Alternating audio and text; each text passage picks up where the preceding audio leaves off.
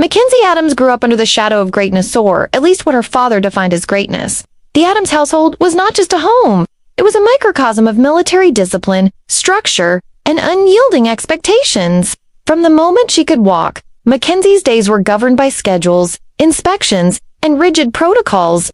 Her father, Colonel Harold Adams, had spent 3 decades building a legacy within the Army, a decorated career filled with medals, commendations, and stories of valor that adorned the walls of his study like trophies. For Mackenzie, this environment was suffocating. While her older siblings, Jason and Ashley, thrived under their father's strict tutelage, Mackenzie found herself constantly questioning the rules, challenging authority, and seeking answers beyond the narrow confines of military doctrine.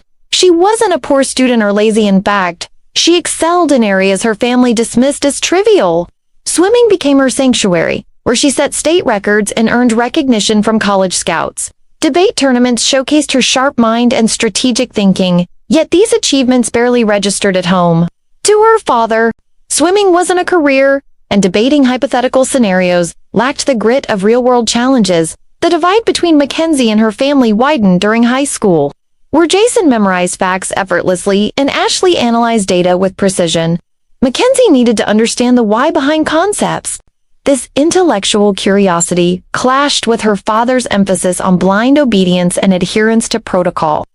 Her mother, Catherine, though intelligent and capable, often deferred to Harold's authority, reinforcing the idea that there was only one path to success: military service. By the time college applications rolled around, the rift was undeniable. Harold laid out brochures for West Point and Annapolis on the kitchen table, treating Mackenzie's academic record as an obstacle to overcome, rather than a foundation to build upon. When she chose Georgetown University instead, studying international relations with a focus on conflict resolution, her parents' lukewarm reaction spoke volumes. It was clear they saw her decision as a deviation from the family legacy, disappointment masked thinly by polite nods and forced smiles. Yet, even as Mackenzie distanced herself emotionally, she couldn't escape the weight of her father's expectations. Every conversation revolved around Jason's deployments or Ashley's promotions, leaving Mackenzie feeling invisible. But deep down, something stirred a desire to prove them wrong, to find her own path to excellence, even if they never understood it. At Georgetown, Mackenzie discovered a passion for understanding global conflicts not through the lens of brute force, but through negotiation, empathy, and Her professors praised her ability to think outside the box, encouraging her to pursue a career in diplomacy or intelligence. However, Mackenzie knew that sitting behind a desk analyzing reports wasn't enough. She wanted action, purpose, and a chance to make a tangible difference. When graduation approached, Mackenzie faced a crossroads. Joining the military still seemed inevitable, but she refused to follow the traditional routes her siblings had taken. Instead, she joined the Navy, hoping to carve out her own identity. Her announcement shocked her family. Intelligence analysis. What would you even do in the Navy? Her father scoffed, clearly disappointed. Yet, beneath his dismissive tone, Mackenzie sensed an opportunity, a chance to redefine herself on her terms. Officer Candidate School revealed strengths Mackenzie didn't know she possessed. The physical challenges invigorated her, the academic rigor sharpened her mind, and the camaraderie among her fellow candidates gave her a sense of belonging. She never felt at home. Graduating in the top 10% of her class marked a turning point.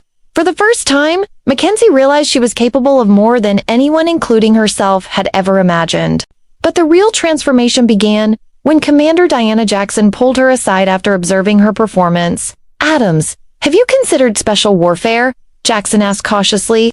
At the time, women weren't officially allowed in SEAL teams, but policies were quietly changing. Mackenzie's physical scores, language aptitude, and psychological profile her as a potential candidate for a pilot program designed to integrate women into special operations.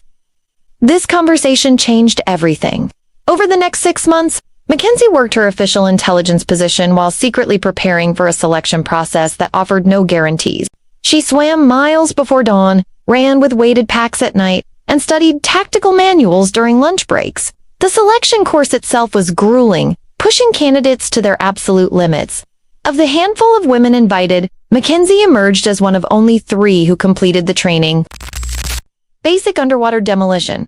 SEAL training tested Mackenzie's resolve like nothing else. known as the infamous crucible that broke 70 to 80% of candidates. Bud S. pushed her physically, mentally, and emotionally. How weak a brutal 5.5-day ordeal with less than 4 hours of sleep total proved to be the ultimate test.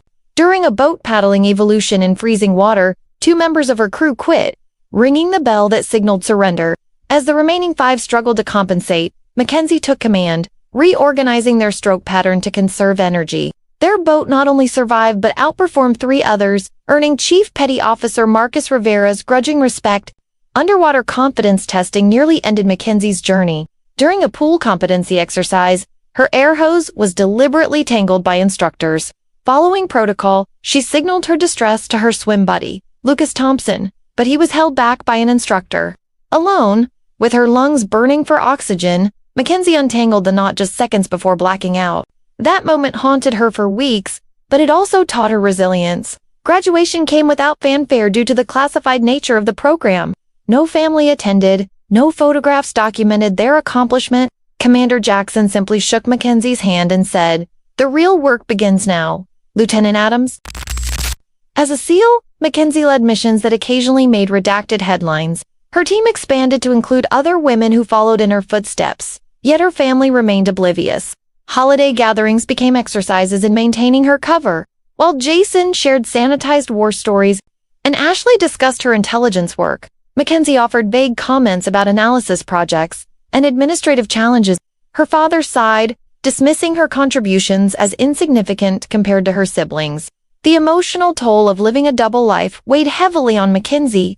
After particularly dangerous missions, she sometimes longed to call her parents, to hear them say they were proud of her. Instead, she confided in her team and Admiral Harrison Montgomery, building a surrogate family that understood her reality. The turning point came at Ashley's promotion ceremony. Lieutenant James Wilson, Ashley's boyfriend, recognized Mackenzie as the SEAL commander, who had saved his unit in his public acknowledgement shattered years of secrecy, forcing Mackenzie's family to confront the truth. Initial disbelief turned to shock, then pride, as they learned about her accomplishments. Over the next 48 hours, Mackenzie's relationship with her family transformed. Conversations shifted from dismissive skepticism to genuine interest in her expertise. For the first time, her father treated her as an equal, asking insightful questions about naval strategy. Her mother expressed regret for failing to recognize her achievements, while Jason admitted he had underestimated her abilities.